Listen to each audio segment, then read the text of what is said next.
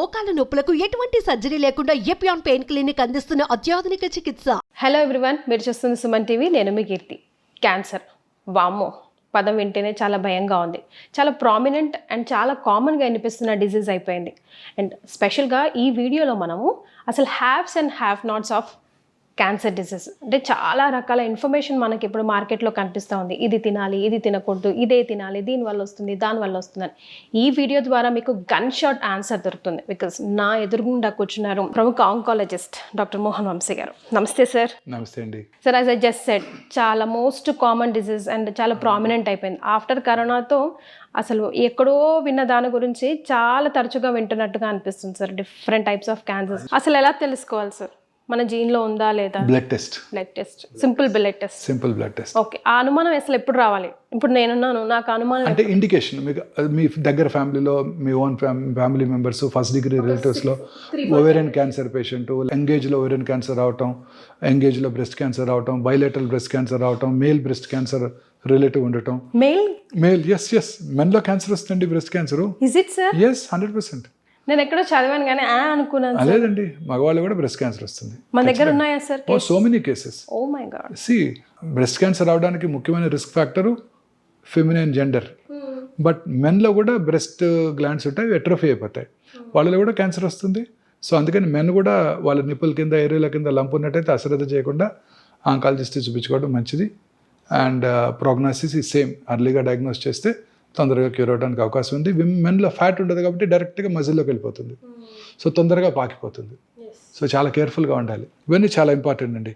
Environmental factors already మాట్లాడేసాము. తర్వాత fresh fruits, vegetables discuss చేసాము. Regular exercise very important. ఊబకాయం ఉన్న వాళ్ళందరిలో కూడా క్యాన్సర్ ఉంటుంది. లీన్ బాడీ మాస్ మెయింటైన్ చేసినట్టయితే క్యాన్సర్ రాకుండా చేసుకోవచ్చు, సన్నగా ఉండేవాళ్ళు. కానీ ఇంకొకటి ఉంది, సన్నగా పొడుగ్గా ఉండే స్త్రీల్లో బ్రెస్ట్ క్యాన్సర్ ఇన్సిడెన్స్ పొట్టిగా ఉండే వాళ్ళకన్నా ఎక్కువ అంట. హైట్ పీపుల్నే కదా సార్ అందరూ ఇష్టపడతామా? మళ్ళీ ఇదో ట్విస్ట్, మళ్ళీ ఎందుకు సార్ అలాగా? We really don't know, these are epidemiological data. Okay. So అలాగే ఇంకొన్ని జెనెటిక్ ఫ్యాక్టర్స్ ఉన్నాయండి. ఫెమిలియల్ ఎడినోమెటస్ పాలిపోసిస్ కోలి అంటారు. అంటే వాళ్ళలో మొత్తం రెక్టం అంతా కూడా పాలిప్స్ ఉంటే క్యాన్సర్గా మారుతాయి. సో అలా ఆ ఎఫ్ఏపి జీన్ ఉన్నవాళ్ళు ముందుగానే కోలను తీయించేసుకున్నట్టయితే టోటల్ ప్రాక్టోకలెక్టమీ, క్యాన్సర్ రాకుండా చేసుకోవచ్చు. తర్వాత కొన్ని రకాల థైరాయిడ్ క్యాన్సర్స్ ఉన్నాయి. Medullary carcinoma thyroid, red gene అంటారు. ఆ రెడ్ జీన్ ఉన్న వాళ్ళలో చిన్నప్పుడే ఫస్ట్ 1 year లోపలే వాళ్ళు కనుక థైరాయిడెక్టమీ చేసేస్తే ఆ క్యాన్సర్ రాకుండా చేసుకోవచ్చు. కానీ చాలా అలర్ట్గా ఉండడం ఇవాళ రేపు చాలా ఇంపార్టెంట్ కదా సార్? అవునండి. తర్వాత ఈ చాలామంది స్త్రీలు కొన్ని రకాల హార్మోన్స్ తీసుకునేవాళ్ళు ఇంత ముందు కాలంలో. హార్మోన్ రిప్లేస్మెంట్ థెరపీ అనేవారు. ఎర్లీగా మెనోపాజ్ వచ్చిన వాళ్ళు ఆ మెనోపాజ్ సిమ్టమ్స్ని అవాయిడ్ చేయడానికి చాలా కామన్గా, నేను కెరియర్ స్టార్ట్ చేసినప్పుడు 20 years back it was very commonly used this thing, oestrogen pills, combined oestrogen progesterone pills for to prevent post menopausal side effects. ఇప్పుడు అవన్నీ కూడా క్యాన్సర్ రావడానికి దోహదం చేస్తాయి. అలాగే అనేక రకాల ఇన్ఫెక్షన్స్ కూడా క్యాన్సర్ రావడానికి దోహదం చేస్తాయండి. For example human papillomatous virus in women, HPV virus. ఈ హెచ్పివి వైరస్ మన కోస్టల్ ఆంధ్రప్రదేశ్, తమిళనాడు, ఒరిస్సాలో ఎక్కువగా ఉంటుంది. హ్యూమిడ్ ఎన్విరాన్మెంట్లో ఎక్కువగా వ్యాప్తి చెంది క్యాన్సర్ రావడానికి దోహదం చేస్తుంది. సో దానికి వ్యాక్సిన్ కనుక వేయించుకున్నట్టయితే ఆ క్యాన్సర్ రాకుండా చేసుకోవచ్చు. సో ఇప్పుడు వ్యాక్సిన్స్ తీసుకోవచ్చా సార్? ఈ క్యాన్సర్కి, సర్వైకల్ క్యాన్సర్కి పిల్లలందరూ 10 ఏళ్ళు రాగానే ఫస్ట్ ఆ వ్యాక్సిన్ ఇచ్చేసినట్టయితే 10 yearsకి స్మాల్ పాక్స్ని, పోలియోని ఎట్లా ఎరాడికేట్ చేసామో ఈ క్యాన్సర్ని కూడా మనం ఎరాడికేట్ చేసుకోవచ్చు. పెళ్ళైన వాళ్ళు కూడా తీసుకోవచ్చు, బట్ ముందుగా లేదని టెస్ట్ చేసుకోవాలి. 1 year పాటు ప్రెగ్నెన్సీ అవాయిడ్ చేయాలి. 45 years లోపల అందరిని కూడా నా government recommends vaccine. Okay, for cervical cancer. అలాగే హెపటైటిస్ బి వైరస్, ఆ వైరస్ ఇన్ఫెక్షన్ ఉన్న వాళ్ళలో సిరాసిస్, పోర్టల్ హైపర్టెన్షన్ వచ్చి వాళ్ళలో కూడా లివర్ సెల్ క్యాన్సర్ వచ్చే అవకాశాలు ఎక్కువ ఉంటాయి. సో అందుకని ఇప్పుడు అఫ్కోర్స్ మన యూనివర్సల్ ఇమ్యునైజేషన్ ప్రోగ్రాంలో ఇప్పుడున్న పిల్లలందరికీ హెపటైటిస్ వైరస్ వ్యాక్సిన్ ఇచ్చేస్తున్నారు. ఓకే, రొటీన్గా పిల్లలందరికీ మన పీడియాట్రిషియన్స్ గవర్నమెంట్ హాస్పిటల్స్లో ఫ్రీగా కూడా ఇస్తున్నారు. తర్వాత ఇంకొకటి ఎప్స్టీన్ బార్ వైరస్ అని ఉంది, నార్త్ ఆఫ్రికాలో చాలా కామన్. ఇది వాళ్ళలో లింఫోమాస్ వచ్చే అవకాశాలు ఎక్కువ ఉంటాయి. హెచ్ఐవి ఉన్న వాళ్ళందరికీ కూడా క్యాన్సర్ వస్తుంది. అదే గిఫ్ట్ అంటే మళ్ళీ ఇంకో గిఫ్ట్ ఫాలో చేస్తారు. హెచ్ఐవి ఉన్న వాళ్ళందరూ క్యూర్ అయిపోతుంది. ఇప్పుడు హెచ్ఐవికి ఎఫెక్టివ్, ఎఫిషియంట్ మేనేజ్మెంట్ వచ్చేసింది. ఆ లాంగ్ టర్మ్ హెచ్ఐవి ఉన్న వాళ్ళలో ఇమ్యూనో డెఫిషియన్సీ ఉంటుందండి. ఇమ్యూనో డెఫిషియన్సీ ఉన్న వాళ్ళలో క్యాన్సర్స్ వస్తాయి. మన బాడీలో రెగ్యులర్గా మ్యూటేషన్స్ జరుగుతుంటాయండి. ఆ మ్యూటేషన్స్ కొన్ని క్యాన్సర్కి లీడ్ చేస్తాయి. But body has its own innate capacity to break that chain. అంటే ఆ మ్యూటేషన్ జరిగినప్పుడు ఆ మ్యూటేషన్ని నల్లిఫై చేసే ఎఫెక్ట్ మన బాడీకి ఉంటుంది. ఆ ఎఫెక్ట్నే మనం ఇమ్యూనిటీ అంటాం కలోక్యల్గా, రోగ నిరోధక శక్తి అంటాం తెలుగులో. ఈ ఇమ్యూనిటీ బాగున్నప్పుడు కరోనా రాదు, క్యాన్సర్ రాదు, కరోనరీ ఆర్టరీ డిసీజ్ రాదు, సెరిబ్రోవాస్కులర్ యాక్సిడెంట్ కూడా రాదు. ఈ ఇమ్యూనిటీ బాగుండాలి. ఈ హెచ్ఐవి ఉన్న వాళ్ళ దగ్గరికి ఇమ్యూనిటీ తగ్గిపోతుంది. అందువలన క్యాన్సర్స్ చాలా ఎక్కువగా చూస్తుంటాం వీళ్ళందరిలో కూడా, ఎస్పెషలీ లింఫోమాస్. అండ్ ఇక్కడే ఇంకొక ఇంపార్టెంట్ విషయం చెప్పాలండి. 34 ఏళ్ళుగా ఆంకాలజీ ప్రాక్టీస్ చేశాక నేను కనుక్కున్నది ఏంటంటే, నేను చేసే ట్రీట్మెంట్ కన్నా, అంటే మేము చేసే ఇంగ్లీష్ మెడిసిన్స్, ఈ కీమోథెరపీ, సర్జరీ, రేడియేషన్ అన్నిటికన్నా పేషెంట్ యొక్క మానసిక ప్రశాంతత క్యాన్సర్ రాకుండా, క్యాన్సర్ తిరగబెట్టకుండా క్యాన్సర్ని క్యూర్ చేయడానికి హెల్ప్ చేస్తుందండి. 100%. ఇన్ని సంవత్సరాలు ప్రాక్టీస్ చేశాక, అలోపతి మెడిసిన్ ప్రాక్టీస్ చేశాక నేను తెలుసుకుంది ఇదేనండి.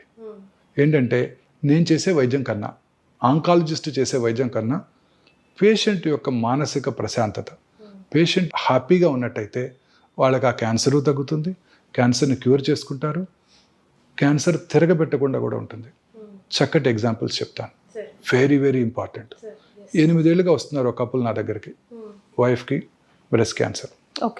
8 years, ఆమెకి ఇప్పుడు 72, ఆయనకేమో 76. సడన్గా 8 years తర్వాత ఒక్కతే వచ్చింది, హస్బెండ్ రాలేదు. ఏరమ్మా గోపాలరావు గారు అని అడిగాను. ఆయన ఎప్పుడు మంచి బ్లేజర్ వేసుకొని హ్యాండ్సమ్ మ్యాన్ వస్తారు. ఆ రోజు ఆయన రాలేదు. ఒక లేడీ ఇంకెవరో వచ్చారు, టక్కన ఇక్కడ పడి ఏడ్చేసింది. మొన్ననేనండి, లాస్ట్ వీక్ కర్నరీ బైపాస్ చేస్తుండగా థియేటర్లోనే చనిపోయారు. అప్పుడు కూడా టెస్ట్ చేసుకున్నాం. She was due for her test. She came రిలీజియస్గా చెకప్కి వచ్చింది ఆవిడ. అప్పుడు కూడా నార్మల్గానే ఉన్నారు ఆవిడ. పెట్ స్కాన్ చేసాం, నార్మల్గానే ఉన్నారు. 4 months తర్వాత క్యాన్సర్ తిరిగి వచ్చిందండి. Mental trauma. ఇంకొక పేషెంట్ అండి, వెరీ రిచ్ లేడీ, 12 years అయిపోయింది క్యాన్సర్ ట్రీట్మెంట్ చేసేసి. కొడుకు పెళ్ళికి పిలిచారు, నేను మా ఆవిడ కలిసి ఇద్దరు వెళ్ళాం, హ్యాపీగా ఎంజాయ్ చేసాం. 2 years తర్వాత క్యాన్సర్ తిరగబెట్టింది. On closer enquiry son's divorce. హ్యాపీగా ఉండడు కానీ లోపల బాధ ఉంటుంది కదా సార్ ఎట్లయినా. అదే, వీటన్నిటి నుంచి మనం దూరంగా ఉంటే, పక్కింట్లో పిల్లాడికి ఎంబీబీఎస్లో సీట్ వచ్చింది, మన అబ్బాయికి రాలేదు, వాళ్ళకి మనకన్నా పెద్ద కారు ఉంది, వాళ్ళకి మనకన్నా ఎక్కువ ఇన్కమ్ ఉంది, మనకి తక్కువ ఉంది, మనతో కలిసి చదువుకున్నాడు, ఇలాంటి బాధలు లేకుండా, వాడికి మెడికల్ ప్రాక్టీస్ ఎక్కువ ఉంది, నాకు తక్కువ ఉంది, వాడు మంచి హాస్పిటల్ కట్టుకున్నాడు, నేను ఇంకా జాబ్ చేస్తున్నాను అనుకోకుండా మనం హ్యాపీగా ఉన్నట్టయితే ఏ జబ్బులు రావండి. ఇంకొక వెరీ ఇంట్రెస్టింగ్ ఎగ్జాంపుల్ చెప్తానండి. ఒక పేషెంట్కి మెలనోమా వచ్చిందండి. మెలనోమా అంటే తెలుసు కదా, స్కిన్ క్యాన్సర్. క్యూర్ అయిపోయింది. 20 years అయిపోయింది క్యూర్ అయ్యి. 20 years తర్వాత రోడ్ ట్రాఫిక్ యాక్సిడెంట్స్లో బ్రెయిన్ డెడ్ అయ్యారు, యుఎస్లో ఇది. అప్పుడు అతని కిడ్నీస్ తీసి ఇంకొకరికి ట్రాన్స్ప్లాంట్ చేశారు. కిడ్నీ ట్రాన్స్ప్లాంట్ చేస్తే వాట్ ఈజ్ అవర్ న్యాచురల్ ఇమీడియట్గా మనకి జరిగే ప్రాసెస్ ఏంటండి, ఆ రెసిపియంట్లో కిల్లర్ సెల్స్ ఉంటాయి, టీ సెల్స్ అంటాం. ఆ T cells will mount an immune response against the grafted kidney. Transplanted kidney మీద ఎఫెక్ట్ చూపించి ఆ కిడ్నీని పుష్ చేసేస్తాయి. అందుకని ప్రతి ట్రాన్స్ప్లాంట్ పేషెంట్కి కూడా ఇమ్యూనో సప్రెసివ్ థెరపీ ఇస్తారు. కిడ్నీ ట్రాన్స్ప్లాంట్ చేసుకొనివ్వండి, హార్ట్ ట్రాన్స్ప్లాంట్ చేసుకొనివ్వండి, లివర్ ట్రాన్స్ప్లాంట్ చేసుకొనివ్వండి, వాళ్ళందరికీ కూడా ఇమ్యూనో సప్రెసివ్ థెరపీ ఇస్తారు. ఇమ్యూనో సప్రెసివ్ థెరపీ ఇచ్చినప్పుడు ఇమ్యూనిటీ తగ్గుతుంది కదా. ఇమ్యూనిటీ తగ్గినప్పుడు ఈ రెసిపియంట్కి మెలనోమా వచ్చింది. అంటే 20 ఏళ్ళుగా ఈ మెలనోమా కణాలు, స్కిన్ క్యాన్సర్ కణాలు కిడ్నీలో ఉన్నాయి. ఈయనకి ట్రాన్స్ప్లాంట్ చేసినప్పుడు, ఇమ్యూనో సప్రెసివ్ థెరపీ ఇచ్చినప్పుడు ఆయనకి మెలనోమా వచ్చింది. అంటే immunity plays a very major role అండి. ఇప్పుడు ఇమ్యూనోథెరపీ అనేది వెరీ ఎక్స్పెన్సివ్ మెడిసిన్. ఇమ్యూనోథెరపీ ఏం చేస్తుందంటే, ఈ మన టీ సెల్స్ అని చెప్పాను ఇందాక, కిల్లర్ సెల్స్, అవి మన బాడీలోకి వైరస్ వచ్చినా, బ్యాక్టీరియా వచ్చినా, క్యాన్సర్ కణం వచ్చినా, లేదా ఒక ఆర్గాన్ని ట్రాన్స్ప్లాంట్ చేయించుకున్నా, అవి they mount a response and try to kill that. Cancer is very smart. Cancer cells are much smarter than scientist. అవేం చేస్తాయి, ఈ కిల్లర్ సెల్స్ని బ్లాక్ చేస్తాయి. ఇమ్యూనోథెరపీ ఏం చేస్తుందంటే మాస్క్ చేస్తాయి, వీటిని అన్మాస్క్ చేస్తుంది. అంటే ఏ రిసెప్టార్స్లో అయితే క్యాన్సర్ సెల్ వెళ్ళి కూర్చుంటుందో అక్కడ ఇమ్యూనోథెరపీ ఉండి టీ సెల్స్ని యాక్టివ్గా ఉండేటట్టు చేస్తాయి. ఆ టీ సెల్స్ వెళ్ళి ఆ క్యాన్సర్ని కిల్ చేస్తాయి. టీ సెల్స్ యాక్టివేట్ అవ్వాలంటే ఏం చేయాలి, ఇమ్యూనోథెరపీ ఒకటే కాదు, మన న్యాచురల్ ఇమ్యూనోథెరపీ, సంతోషంగా ఉండటం, మానసికంగా ప్రశాంతంగా ఉండటం, చక్కగా నిద్రపోవటం. Sleep is a very important immune booster. కానీ ఈ మధ్య చాలా కేసెస్ ఉన్నాయి సార్, స్లీప్ డిసార్డర్ పిల్లల్లో పెద్దల్లో అందరిలో కూడా. రోజుకి 7-8 గంటలు కనుక ప్రశాంతంగా నిద్రపోతే ఏ జబ్బులు రావండి. ఆ రోజంతా కూడా తర్వాత హ్యాపీగా ఉంటే కరోనా రాదు, కరోనరీ ఆర్టరీ డిసీజ్ రాదు, సెర్బ్రోవాస్కులర్ యాక్సిడెంట్ రాదు, క్యాన్సర్ కూడా రాదు. ఏది రాదు. సో ఇవి చాలా ఇంపార్టెంట్. మానసిక ఆందోళన, తర్వాత స్ట్రెస్ మేనేజ్మెంట్, రెగ్యులర్ ఎక్సర్సైజెస్, ఇవన్నీ. తర్వాత ఈ ఇండస్ట్రియల్ పొల్యూషన్ అండి, aluminium industry, rubber industry, dye industry, batteries, nickel cadmium batteries, uranium, మొన్న యురేనియం మైనింగ్ని ఆంధ్రప్రదేశ్లో అడ్డుకున్నారు. ఇవన్నీ కూడాను టాక్సిన్స్ ఏనండి. రెగ్యులర్గా బార్బర్స్ రోజు ఒక 2-3 డై వేశారనుకోండి, అది కూడా టాక్సిటీ. వాళ్ళు ఇన్హేల్ చేస్తారు కదా. ఫార్మాస్యూటికల్ ఇండస్ట్రీ అండి, తెలియకుండా వాళ్ళు ఇన్హేల్ చేస్తారు, ఏరోసాల్ ఎఫెక్ట్ అంటాం. వాళ్ళు ఇన్హేల్ చేస్తారు. ఇన్హేల్ చేసినప్పుడు లాంగ్ టర్మ్, ఇప్పుడు నేను మేనేజరియల్ పొజిషన్లో ఉన్నాను, నేను ఇప్పుడు ఆఫీస్లో కూర్చుంటాను, బట్ 10 ఏళ్ల క్రితం నేను ఎక్స్పోజ్ అయ్యాను పారాసెటమాల్కో ఏదేనుకో ఏదో ఒక మెడిసిన్కి. I'm seeing so many patients now. అందరూ 50-60s టాప్ మేనేజరియల్ పొజిషన్లో ఉన్న ఫార్మాస్యూటికల్లో కంపెనీస్లో పనిచేసే ఎగ్జిక్యూటివ్స్, మేనేజర్స్, అందరిలో ఇప్పుడు చాలా మందిలో క్యాన్సర్ చూస్తున్నానండి. ఇప్పుడు ఎక్కడ పనిచేసామంటే అది ఫలానా pharmaceutical industry. Hyderabad is the world capital of pharmaceutical industry. So no wonder we're getting so many patients from this pharmaceutical companies. తర్వాత sun exposure is very important for us. సన్లైట్కి ఎక్స్పోజ్ అవ్వకపోతే అనేక రకాలైన అనర్థాలకు దారితీస్తుంది. అలా అని చెప్పి ఓవర్ ఎక్స్పోజర్ టు సన్ కూడా డేంజరస్. స్కిన్ క్యాన్సర్స్ వచ్చే అవకాశాలు ఉంటాయి. Before 10 over exposure dangerous. అసలు ఎక్స్పోజర్ అవ్వకపోవడం కూడా వెరీ డేంజరస్. ఇంత సన్లైట్ ఉండి మనం ఎక్స్పోజ్ అవ్వకుండా విటమిన్ డి సప్లిమెంట్స్ తీసుకుంటున్నాం అంటే ఇమాజిన్. సప్లిమెంట్ అంటే గుర్తొచ్చింది కదా సార్, సప్లిమెంట్స్ తో కూడా క్యాన్సర్ కి సైడ్ ఎఫెక్ట్స్ ఉంటున్నాయి అంటున్నారు, నిజమేనా సార్? అలానే లేదండి, అన్ని సప్లిమెంట్స్కి ఏం లేదు, అన్నిటికి లేవు. తర్వాత క్యాన్సర్ రాకుండా చేసుకోవడానికి ఇంకొక ఇంపార్టెంట్ మెజర్ ఏంటంటేనండి రెగ్యులర్ స్క్రీనింగ్. మొన్ననే Zerodha stock broking app CEO had a podcast with bill gates. అప్పుడు ఆయన మీ హెల్త్ ఎలా మెయింటైన్ చేసుకుంటారని అడిగారు మిస్టర్ కామత్ ఆయన్ని. అడిగితే అప్పుడు ఈ side I do a test called గ్రెయిల్ అన్నారు ఆయన. గ్రెయిల్ GRAIL. గ్రెయిల్ actually is a companies name. Test పేరేమో గ్యాలరీ. ఆ టెస్ట్ చేసుకుంటే, బ్లడ్ టెస్ట్ చేసుకుంటే నియర్ ఫ్యూచర్లో 50 టైప్స్ ఆఫ్ క్యాన్సర్ వచ్చే అవకాశాలు తెలిసిపోతాయండి. ఇంకా లేదు, ఇండియాలో అవైలబుల్ లేదు. బట్ ఇప్పుడు కొత్త కంపెనీస్ చాలా వచ్చేసాయి. ఇజ్రాయలీ బేస్డ్ టెక్నాలజీ ఒకటి మనకి ఇండియాలో అందుబాటులోకి రాబోతుందండి. సలైవా నుంచి you spit and you test the spit, you can predict 77 cancers. Oh my god. Okay, at least we are developing in such a way. అది కనుక వచ్చే సూచనలు కనుక ఉన్నట్టయితే అప్పుడు రెగ్యులర్గా స్క్రీనింగ్ చేసుకోవచ్చు. మీరు అన్నారే నాకు ఏమీ తెలియకుండా చివరి స్టేజ్లో వచ్చేసిందని, దాన్ని మనం ప్రివెంట్ చేయవచ్చు. సార్ ఏ ఏజ్ నుంచి చేసుకోవాలి? సో ఫర్ ఎగ్జాంపుల్ స్క్రీనింగ్ అంటే ఫర్ ఎగ్జాంపుల్ అన్నిటికీ లేవండి. విమెన్లో బ్రెస్ట్ క్యాన్సర్, సర్వైకల్ క్యాన్సర్కి primary prevention vaccine, secondary prevention కూడా ఉంది. సర్వైకల్ క్యాన్సర్కి ఏంటంటే ప్రొలాంగ్డ్ ప్రీ క్యాన్సరస్ ఫేజ్ ఉంది. సో ముందుగా పాప్స్మియర్ టెస్ట్ చేసుకోవడం ద్వారా క్యాన్సర్ అవడాన్ని ముందుగా తెలుసుకోవచ్చు. అప్పుడు సరైన ట్రీట్మెంట్ తీసుకుంటే క్యాన్సర్ రాకుండా చేసుకోవచ్చు. అలాగే బ్రెస్ట్ క్యాన్సర్కి అర్లీగా డయాగ్నోస్ చేసుకున్నట్టయితే క్యూర్ చేసుకోవడానికి అవకాశం ఉంది. యునైటెడ్ స్టేట్స్లో ఇందాక డిస్కస్ చేసాం 1.9 మిలియన్ న్యూ క్యాన్సర్స్ వస్తే క్యాన్సర్ వల్ల చనిపోయే వారి సంఖ్య సంవత్సరానికి ఓన్లీ 63,000. సో క్యూర్కి ఉంది అవకాశం, క్యూర్ ఎక్కువ అవకాశాలు ఉన్నాయి. ఇండియాలో half of the people are dying. 1.4 millions వస్తే 900,000 క్యాన్సర్ వల్ల చనిపోతున్నారు. సో మోర్టాలిటీ మనకి చాలా ఎక్కువగా ఉంటుంది.